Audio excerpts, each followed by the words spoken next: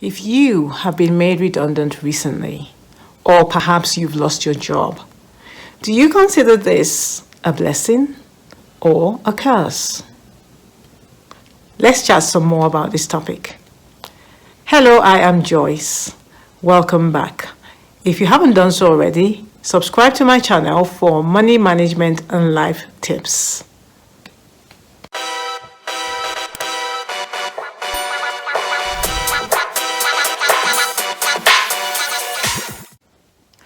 In my last video, I shared with you that I was made redundant, and this was a first for me, so it kind of really knocked me for six.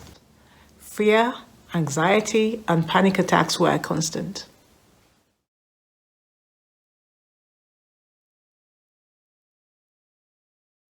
Do I want another role where somebody's telling me when I can go on holiday?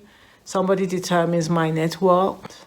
Somebody tells me where I have to be at what time? Is that really what I want, or do I want to be free? And the answer is yes, I wanted freedom. So the idea of going into another role similar to the one I've just left just filled me with dread. And that, I think, was the biggest reason causing me to panic. With the role that I got made redundant for, I had planned to leave in September 2019, like a year ago, but I didn't.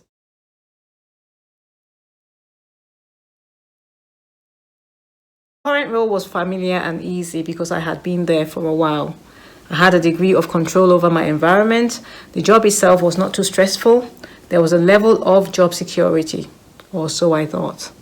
It paid enough to keep body and soul together. I liked most of my colleagues. Let's just say I was in my comfort zone until the decision was taken out of my hands. Now, knowing that I really wanted to work for myself did not actually stop me from panicking. It just added another level of anxiety and stress. Because, of course, as you know, when you now go and work for yourself, everything then depends on you for success. So this actually caused me to panic more.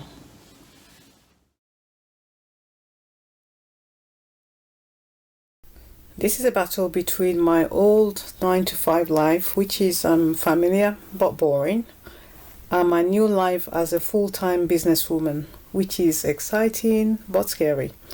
So feeling stressed, fear, and anxious is quite normal.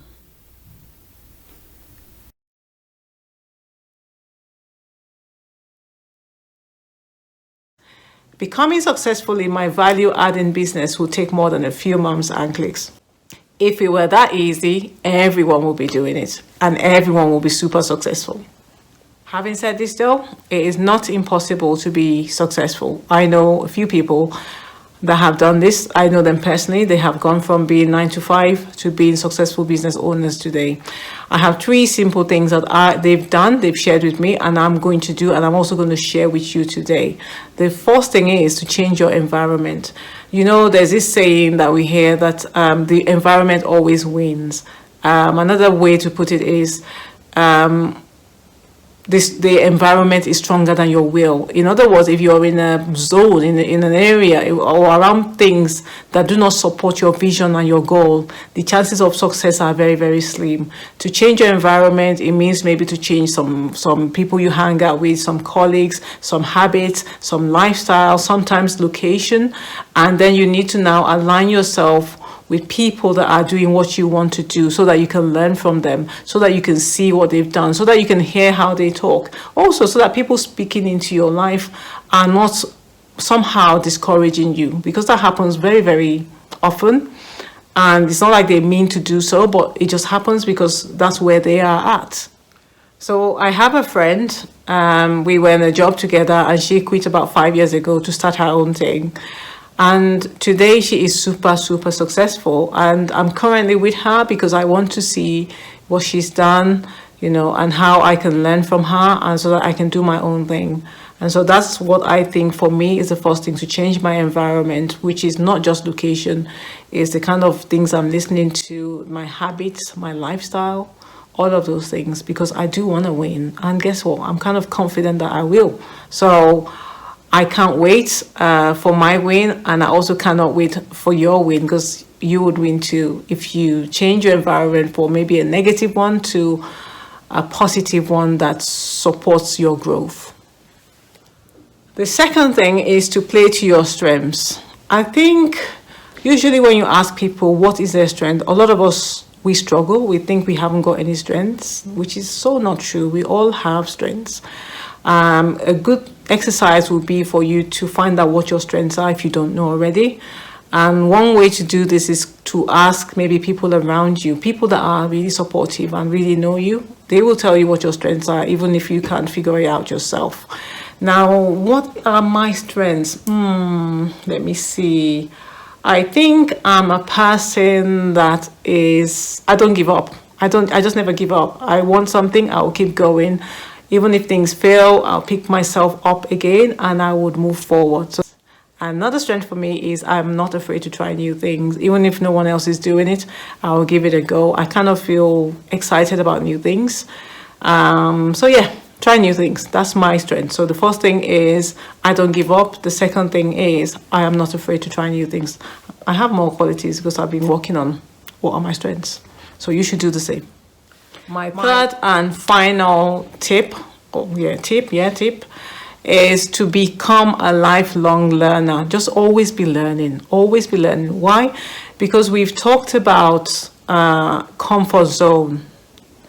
We've talked about comfort zone. But say for instance, I said I was in my comfort zone. Now I'm going to go out of my comfort zone to learn new skills. The more I do those new skills, soon they will become comfort zone again. And I then need to come out of my comfort zone to go back into that optimal performance zone. That's what it is, which is learning a new thing, learning a new skill, just to keep you up there. Because I think all the gurus, all the successful people would always tell you that they have to keep adapting, keep learning new things. They can't stay with what they knew before. So always be learning.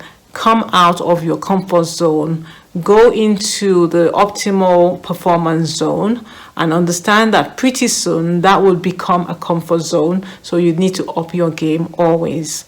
In an enjoyable way, of course, not like you're always so stressed and reading and learning, but yeah, just keep learning, keep growing.